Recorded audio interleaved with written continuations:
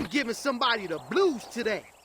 Over the past couple of days, I've seen a lot of people wondering why their character is not on the roster. You have fan favorites that are just completely gone. Why is that? This is something that I kind of alluded that Tekken would do, but to see it actually become a reality is crazy. As it stands, the official roster for Tekken 8 is 18 characters. If we go off of what Harada and Michael Murray has been saying all year, one, nobody wants a roster with 60 characters on it. And although there will be some people in the comments who say, hey, I do, the majority of people do not. It's too much to learn for the average player. It's too much to learn for a tournament player. And also, I would argue it's too much to balance as a developer. So many characters throughout the Tekken 7 lifespan was completely ignored. The developers, they only could focus on the characters who, one, too powerful, or two, the characters that everyone complained about.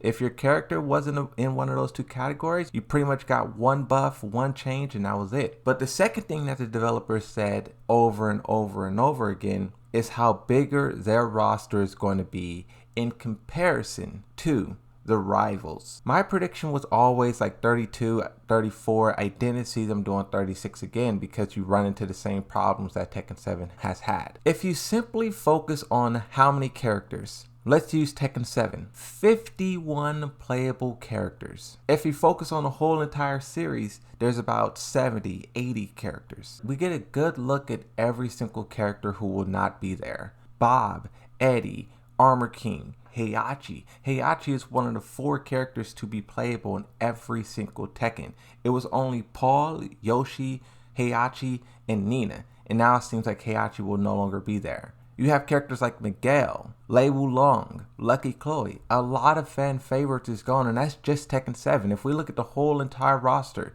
then you have characters like Bruce appear, Jinpapi, Ogre. We all love Eddie, but in terms of usage, Eddie is all the way down in 43. Nina's 42. Master Raven's 47. Yoshimitsu's 39. Lei Wulong is the lowest DLC character besides Ganryu. And then you have complete anomalies like Armor King, who surpassed King himself at the end of Tekken 7's lifespan, and he is the top 4 most played character in the game. The only way I could possibly explain it is by 2 ways. One, as I mentioned, simply cutting down the roster from 50, 80 to 30, you're going to lose a lot. But what I think another big factor is in determining which characters will be there and which characters will not be there is selling characters later as DLC. I mean, if we take Street Fighter as an example, all 4 of these characters leaked with the original roster. You could argue they should have been on the base roster themselves, but they're saving them for DLC. When I did my roster prediction, and a lot of content creators did a roster prediction, everyone had base roster, Season 1 DLC, Season 2 DLC. I predicted Bob, Miguel, and Dragunov will be held as DLC. I just felt it in my bones that the developers were going to do that. I was one off. Miguel, Bob,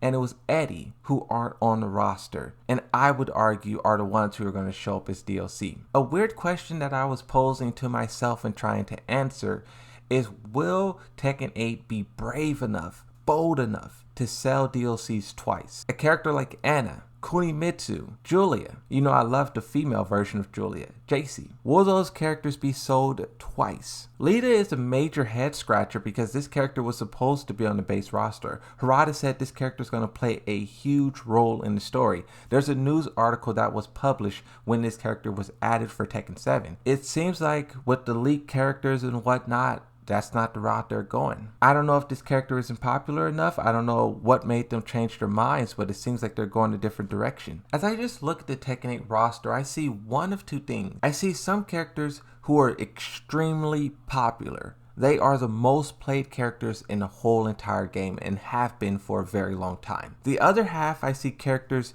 who are like very integral to the story. Like a Zafina. Zafina is the least most played character in the game and has been. This character being busted in tournaments is the only thing that's been keeping her relevant. Purely based off of her usage data, I wasn't sure if they'll have her on the roster, but I knew for certain she had to appear in the story because she's just too valuable to not acknowledge. Selecting this roster was very strategic. This is not something that they just did in one day.